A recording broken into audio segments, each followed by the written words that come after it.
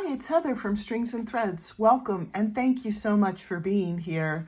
Wednesday, that means Wearable Wednesday. So at the beginning of the year, I just wanted to get better at making wearables. I could crochet a lot of other things, but when it came to wearables, it was always a disaster. So I thought, why not get on YouTube and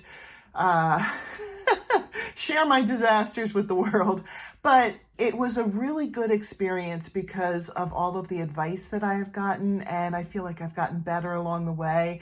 So there have been some disasters, but also some really good things that I've gotten that I've been able to wear and that I feel proud to wear. So I'm just plugging along. There's no like timeline where I'm going to say I'll get a wearable done every week or every month. I'm just going to pick a wearable. I'm going to work on it until it's finished and then pick a new wearable, and we'll just go through, the progress each week. And thankfully, I get so much good advice. Last week when I showed, I was talking about certain things, and I'll talk about them here in a minute, and I got a lot of really good feedback. So I think I'm right on track with this project. I was a little nervous because this is the first knitted wearable that I'm doing. And so I was a little nervous about how it was turning out. So, along the way, while I was doing this, I had some people who wanted to join me on this journey. They wanted to get better at doing wearables too. So check out, I'll have them in the description. Check out Jess from J Hook Magic and check out Teresa from Critters Crochet. They have both decided to join in this journey and get better at doing wearables. And also, I believe both of them, if they have not reached 1,000 subscribers, they're close. And I know that they're both looking to reach that goal. So make sure you go check them out and see if you like their content and consider going over and subscribing to them. They're both beautiful ladies and have wonderful content. So please go check them out and help their station as well. So I'm working on a free pattern, Yarnspirations, called Top Down Knit Pullover.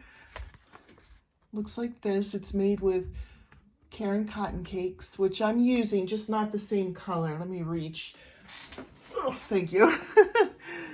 So this one's called, I believe, Boho Floral, yes.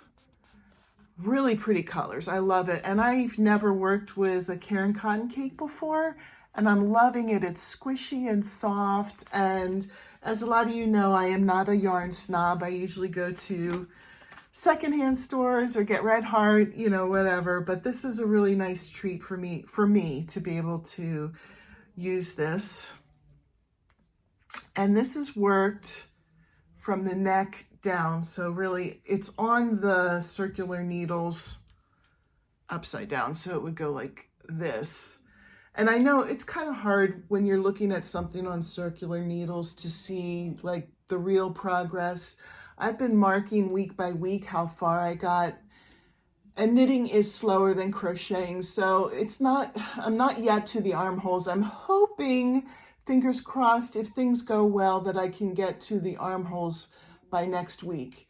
But here was my first week's progress. And then from there to here is second week, third, fourth, fifth, all the way up to here. This one's a little bit bigger because I was working on this on our drive home from Gen Con, and that's a long drive. I didn't do it the whole time we were driving. I actually took a shift in driving too, but I spent a good deal of time crocheting during that time. And then this past week, I went from here to here. And I'm getting really close to the armholes. Let me see. I probably have about 15 more rounds before the armholes. So maybe this week. But I love the way this is working up. Last week, I wasn't sure size-wise because one of my complaints is when I crochet, you can try things on as you go. When you're knitting and they're on circular needles, you can't try them on. So the suggestions that were made, the ones that I thought were particularly helpful, was one said to get a shirt and lay this down and compare the neckline with the other shirt and compare the shoulder with the other shirt. And I did that, and it seems like I am on track for it to be the correct size. So I'm hoping. And other suggestions were that you can put this, you could put all of the stitches onto either a needle or get a piece of yarn and yarn through it. But truthfully,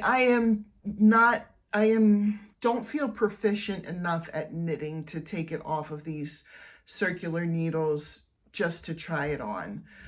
If I drop even one stitch, I will have lost everything that I did. I know there's ways to fix it, but I don't want to have to deal with that. So they're staying on the circular needles until it's time to bind off. But I think I'm on track. I hope so. And you know, I keep looking at it, I'm like, yeah, it's getting length, but man, it's not moving along too fast. But I'm gonna go with Shannon from Another Yarn's motto. She says that every stitch counts. So, you know, even though I don't have a shirt to show yet, it's just like a circular striped thing. Each stitch counts. So the first row, the holes here were the way that they told you to increase. And I didn't like the holes.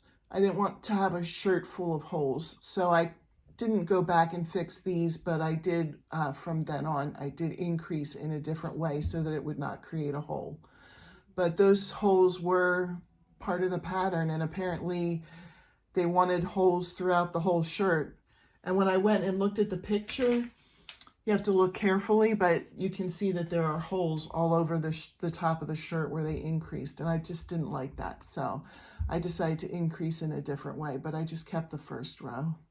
So that's why there are holes there. So I hope everybody's having a great day. I hope you're enjoying your Wednesday, and I'll see you tomorrow for Things We're Making Thursday. Bye.